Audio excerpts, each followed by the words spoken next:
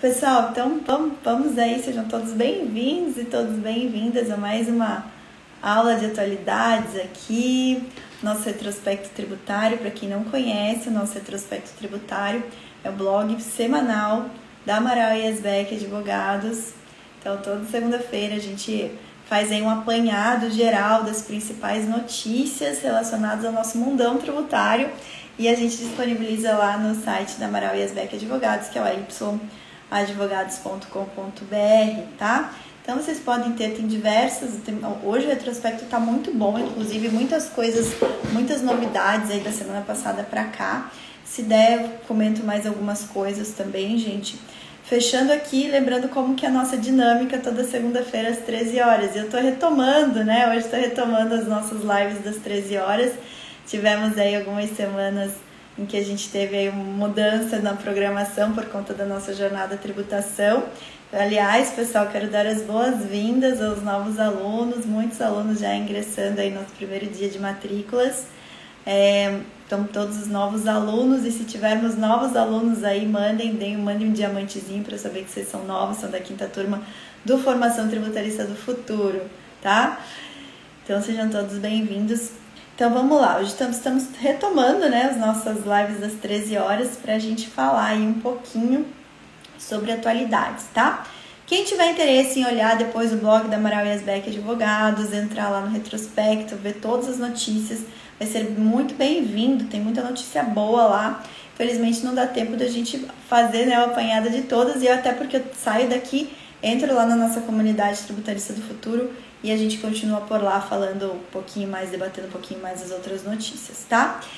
Então, pessoal, olha lá, o Léo tá falando que a gente tá junto. Isso aí, Léo, seja bem-vindo à 5ª turma do FTF, muito bom. Tem mais gente aí, certeza que tá vendo que também ingressou. Até a última vez que eu olhei, a gente tava perto de 40 novos alunos aí nesse primeiro dia de matrícula, gente, muito bom, tá? Muito bom, sejam todos bem-vindos. Logo mais eu vou estar aí saudando vocês individualmente, tá? Pessoal, e aí, voltando aqui à questão das nossas atualidades semanais, tá? Eu fiz uma live já há algum tempo, e acredito que foi ano passado, falando das oportunidades aí nas exportações. A gente tem sempre muita oportunidade para explorar com as empresas exportadoras, né? As empresas exportadoras, qual que é a principal característica das empresas exportadoras? Que elas têm muita imunidade de impostos e isenção de alguns outros tributos, né? Então, o que acontece com as empresas exportadoras? Elas acabam acumulando ao longo da cadeia alguns créditos. E esses créditos elas podem utilizar para abater de débitos de outros tributos aos quais elas ainda estão sujeitas, né, em algumas atividades aí que não sofrem nem a imunidade nem a isenção, tá? Ó, a Jéssica aqui tá falando que entrou no time do FTF, parabéns, Jéssica, estamos juntas aí, muito bom, muito feliz em ter vocês. Lembrando, pessoal, até que hoje é o primeiro dia de matrícula, quem ingressar hoje vai ter uma condição, bônus adicionais, uma condição em relação ao investimento também diferenciada, tá? As matrículas vão ficar até sexta-feira, se não se esgotarem antes, né? Se a gente não preencher o número de vagas antes disso, vai até sexta-feira. E aí, ao longo dos dias, a gente vai abrindo aí outras. Hoje o pessoal entra com valor promocional, mas tem gente que não consegue pagar no cartão de crédito, no boleto. Daí a gente vai abrindo nos próximos dias possibilidade de parcelamento no boleto, possibilidade de financiamento estudantil. Então, só não tem desculpa para não ingressar na 5ª turma. Sempre lembrando que eu estou sempre falando aqui para o pessoal que essa é a última turma que eu vou praticar os valores que eu estou praticando desde a primeira turma, tá? Então, esses valores não foram atualizados e já estou falando que vão ser atualizados na 6ª turma. Esse é um compromisso que eu estou, até para quem tá aqui, tá na dúvida ou tal, se vai entrar nessa ou na próxima, não deixa para entrar na próxima, tá? A próxima você vai ingressar com um valor de investimento maior, tá? Então fica a dica aí. Ó, o Rogério também falando que estamos juntos, muito bom, gente. Então vamos lá, vamos voltar ao tema de hoje, que a gente vai falar sobre créditos presumidos de PIS e COFINS para a Zona Franca de Manaus. Por que eu comecei a falar das exportações e o que isso tem a ver com a temática da nossa aula, tá? A Zona Franca de Manaus, pessoal, ela foi equiparada a um território como se fosse outro território. Então, ela sofreu uma equiparação à exportação para diversas finalidades, tá? Então, a principal delas é para também, para ter aí um beneficiamento, né? Então, toda a Zona Franca de Manaus, todas as áreas de livre comércio, elas têm um tratamento tributário privilegiado, tá? Então, todas as empresas que têm negócios com a Zona Franca de Manaus acabaram também querendo pleitear essa equiparação. Então, olha, se eu estiver exportando, eu vou ter alguns benefícios também na exportação, alguns benefícios tributários.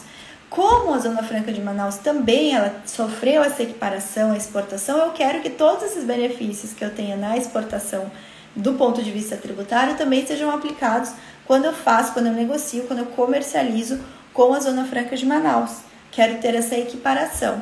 E aí surgiram diversas teses no mercado, diversos estudos, na verdade. Todas as teses, gente, as teses surgem a partir do que? De estudos em que a gente analisa a legislação, interpreta e verifica aí como pode aplicar em benefício do contribuinte para que ele também tenha uma redução do seu ônus tributário, tá?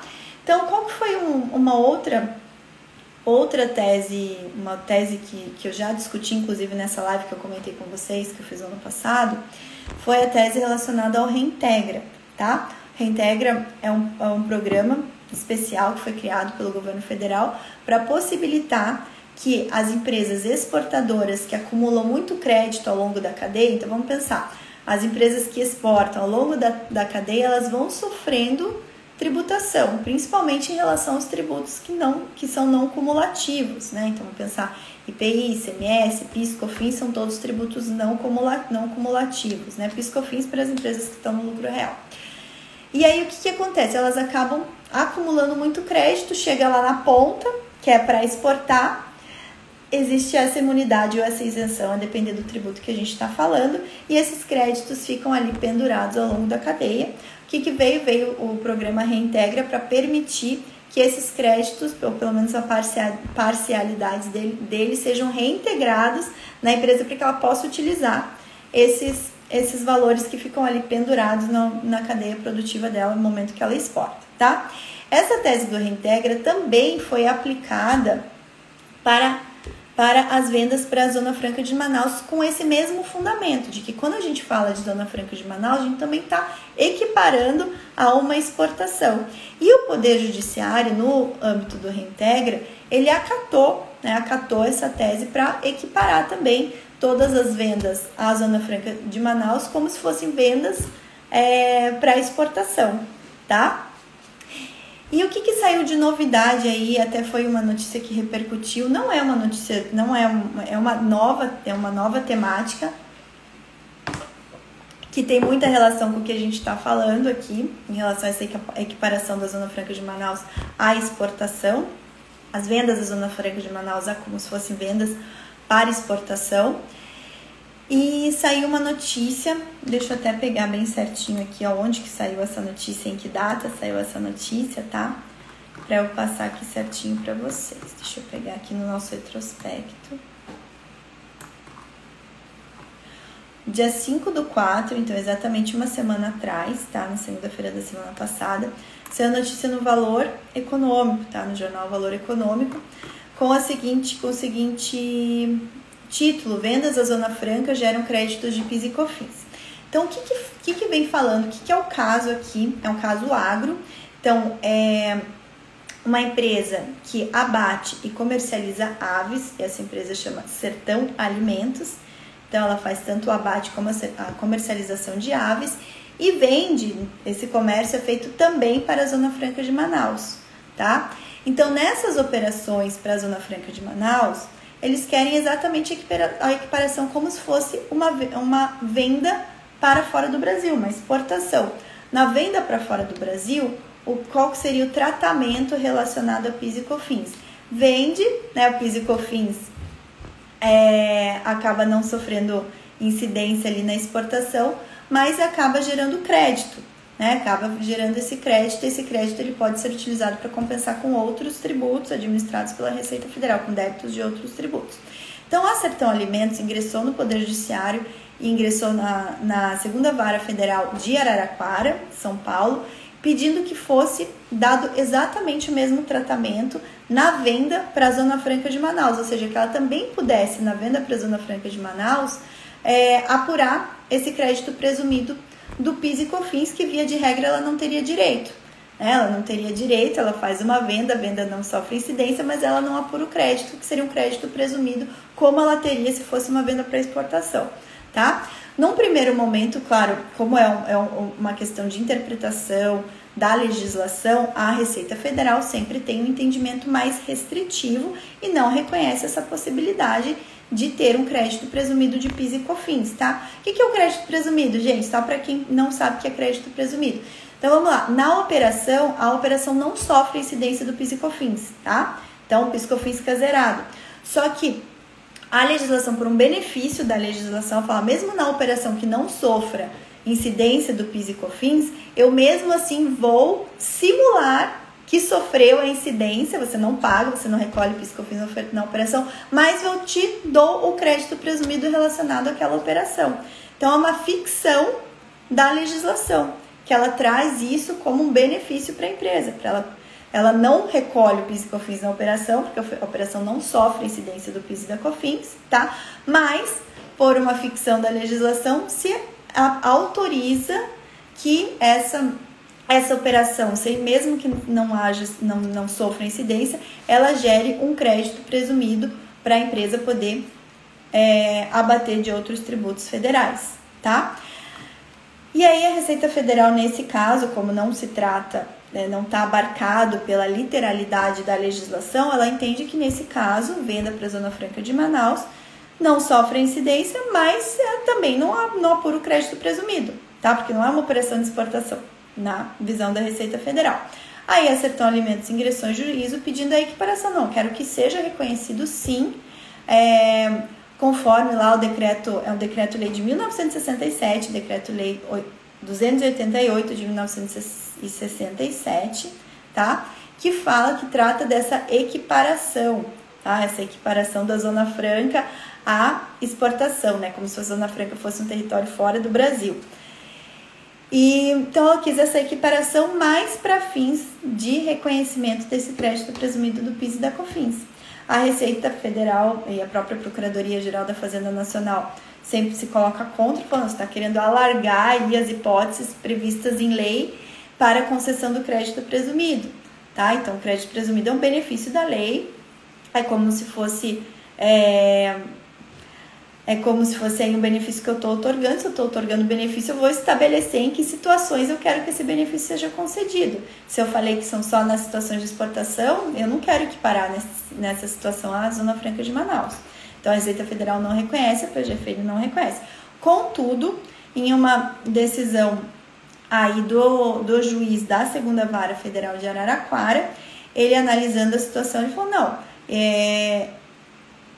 eu quero sim, que eu entendo que tem que haver o entendimento, a extensão do entendimento para equiparar, assim como já foi feito em outros casos, como no do Reintegra, equiparar a Zona Franca de Manaus como se fosse uma operação de exportação, né? Como se fosse uma venda para fora do Brasil e possibilitar que, nesse caso, seja feita, assim, seja atribuída essa condição de um crédito presumido, mesmo que a venda em si não sofra a incidência do PIS e da COFINS, tá?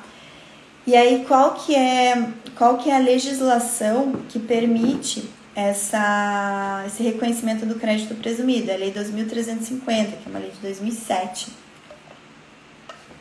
que assegura esses créditos presumidos, tá? Quando a venda for uma venda para exportação, tá bom? Então, ele pegou essa possibilidade de crédito presumido para exportação e equiparou nas vendas para a Zona Franca de Manaus. Ah, Letícia, mas será que é seguro fazer isso agora? Não, gente, é uma decisão de primeira instância, vai estar sujeita aí aos tribunais superiores, à segunda instância, até TRF3, no caso aqui, vai analisar e depois vai até o STJ, STF. Mas vamos pensar, é um precedente que pode dar para empresas, principalmente empresas do agro, né, que tem essas operações. Todas as empresas do agro já têm muitas das suas operações sem sofrer incidência, mas mesmo assim permitindo que haja o reconhecimento de um crédito que pode utilizar, por exemplo, para bater no imposto de renda da pessoa jurídica, né? Pode utilizar hoje para bater da folha de pagamentos, dos tributos sobre a folha de pagamentos, né? Então, todo crédito que se consiga de tributos federais são créditos que são passíveis de serem utilizados para pagar débitos, tá? Então, abre a margem aí de outras empresas que também são do agro, que também comercializam para a Zona Franca de Manaus, solicitar no Poder Judiciário, né, gente? Primeiro ponto, Poder Judiciário, que não dá para fazer nada de forma administrativa ou simplesmente com base nessa decisão já mudar aí toda a forma de apuração desses créditos, né? Porque a gente não tem ainda um respaldo efetivo do Poder Judiciário para isso, tá? Mas é possível sim ingressar com um bom precedente, tá? É possível ingressar em juízo, se é algo que é relevante para a atividade do contribuinte que comercializa com a Zona Franca de Manaus. Então, além da questão do reintegra, agora você também tem essa possibilidade de reconhecer o crédito presumido de PIS e COFINS, tá?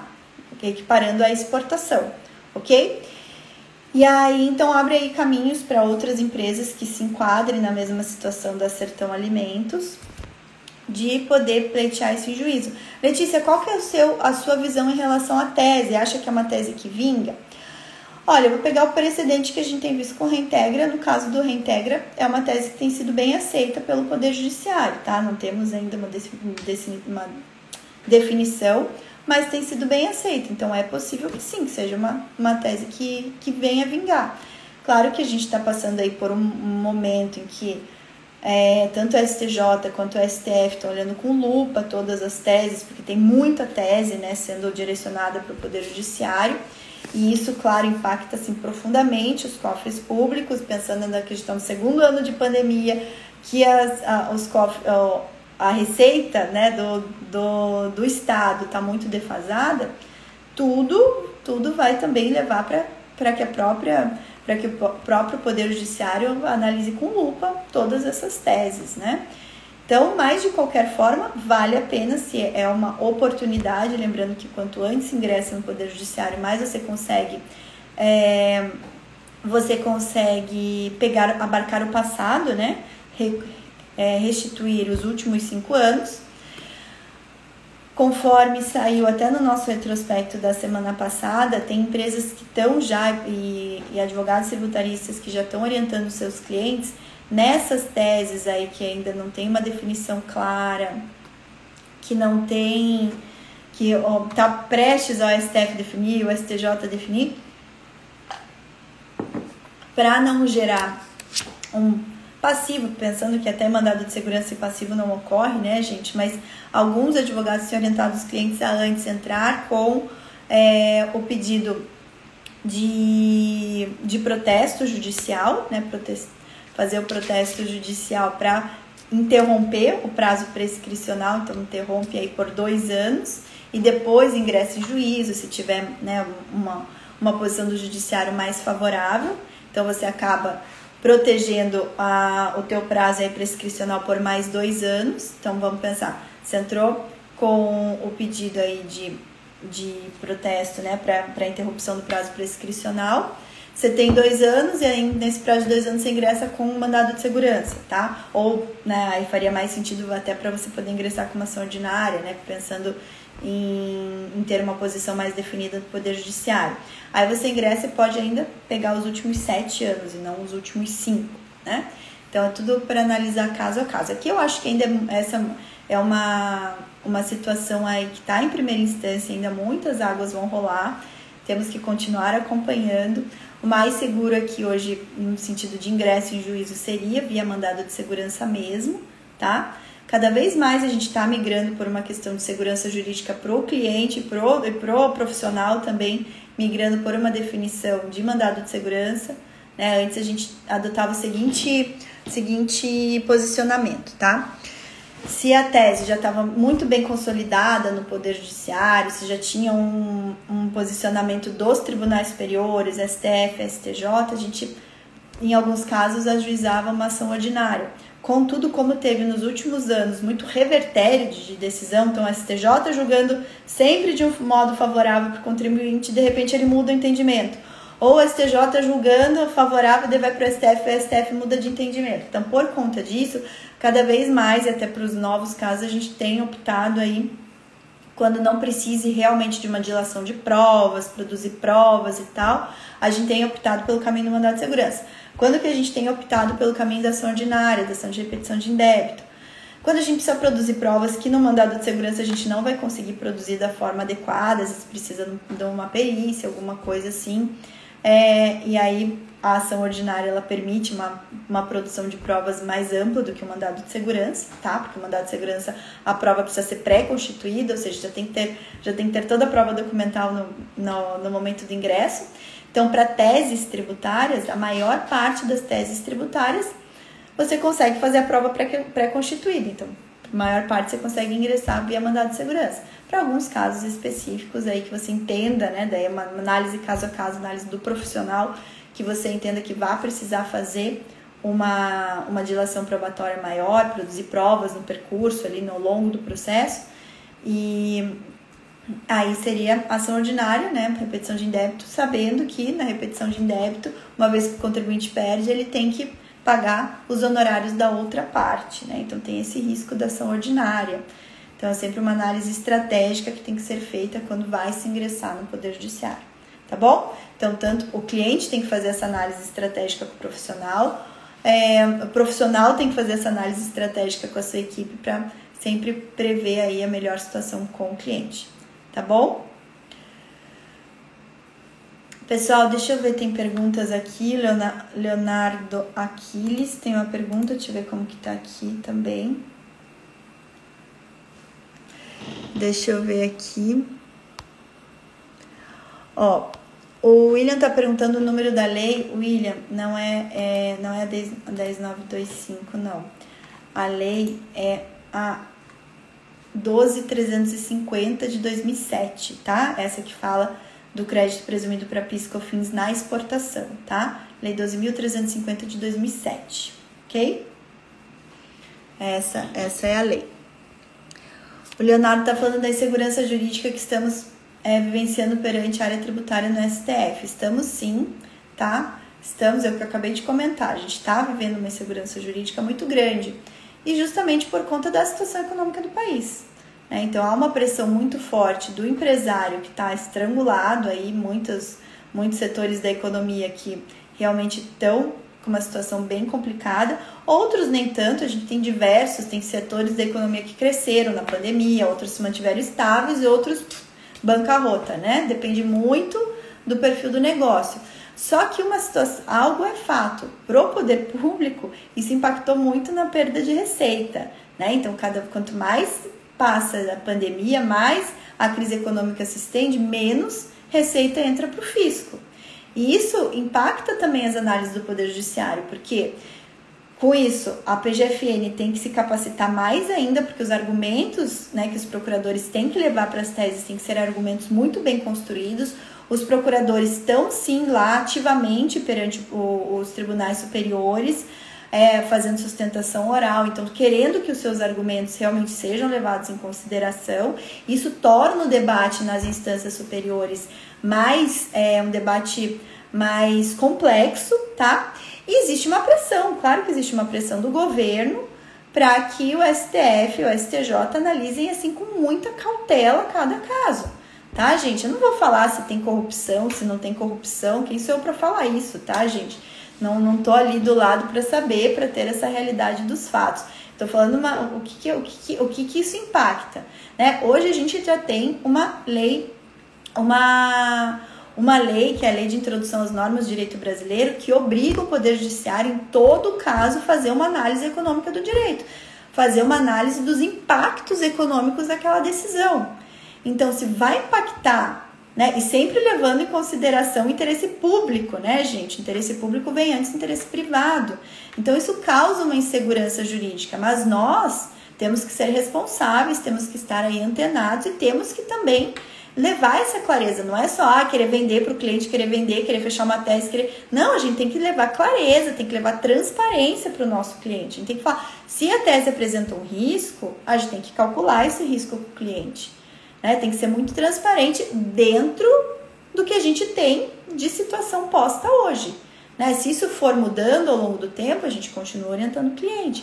O que a gente tem que fazer, o nosso papel como tributarista é ser o mais claro possível para o cliente. Para que a gente seja claro, a gente tem que estar atualizado, a gente tem que estar estudando constantemente. Tem que saber o que está acontecendo. Né? A gente tem que manter esse acompanhamento. Por que é a minha preocupação de eu manter vocês atualizados também, trazer os principais pontos aqui? Para vocês também terem clareza disso, né? Poder impactar nas decisões de vocês. Né, nas decisões do empresário, nas decisões dos profissionais, junto com os seus clientes empresários. Então, toda essa é uma construção aqui. E, Letícia, mas puxa vida, e lá atrás, quando eu orientei meu cliente a fazer algo, porque os tribunais superiores estavam seguindo uma linha. Gente, era algo... Quando a gente leva isso para o cliente, olha, todas as decisões até hoje são favoráveis, e daqui a pouco muda, você foi transparente com o seu cliente, sabendo, só que pode mudar. Só não vai mudar quando? Quando o STF definir repercussão geral ou em controle erga omnes, né? Todas as decisões que vinculem todos, quando mude a legislação, quando ele decidir repercussão geral, que não caiba mais recurso, que transite em julgado, não tem mais como mudar, aí você vai falar para o teu cliente, isso aqui é isso, não vai mais mudar. Tá? Eu tenho visto cada vez mais as empresas preocupadas com essa situação. Quando que eu posso confiar que não vai ter mudança do entendimento? Mesmo ingressando em poder judiciário. Então, isso tem sido cada vez mais uma preocupação dos empresários, tá? Então, a gente precisa entender bem, né, o impacto das decisões do poder judiciário, a gente precisa orientar bem os nossos clientes, tá bom? Deixa eu ver aqui, pessoal. Pessoal, só para... essa live ela fica gravada, tá? A gente só tira ela para editar tudo, mas depois a gente volta. Então, quem perdeu lá o começo, do que eu falei até agora, não precisa ficar preocupado, depois você vai poder rever, tá? Eu vou finalizar, tô finalizando aqui logo mais. Compartilhem esse tema, tá? Compartilhem com mais pessoas. Se quiser, faça um print aqui, compartilhem os seus stories. Por quê, gente? Porque é sempre interessante te levar. Isso aqui é conhecimento, né? É uma análise de uma situação que pode ajudar várias empresas, pode ajudar vários outros profissionais a bem instruir os seus clientes, tá? Então, quanto mais a gente dissemina um conhecimento, melhor. Mais pessoas vão ser beneficiadas com isso, tá? Então, o que eu quero que vocês eu sempre recomendo que vocês façam isso, compartilhe. Compartilhe com sua rede de contatos, no WhatsApp, nas suas redes sociais, compartilhe, porque o tema vai ficar disponível para todos, essa live ela fica gravada, mais pessoas podem ter acesso, tá bom? O pessoal tá falando que entrou também, o Nilson entrou também na FTF, muito bom, Nilson, tem bastante gente entrando aqui. Então, pessoal, recapitulando, hoje, primeiro dia de matrículas da 5ª turma de formação tributarista do futuro, condição especial para quem está lá no grupo VIP, tá? Para ingressar no grupo VIP, só entrar no link que a gente deixou disponível aí na minha bio, Tributarista do Futuro, na bio do BPT Educação e também tá aqui no YouTube do Tributarista do Futuro na descrição do vídeo.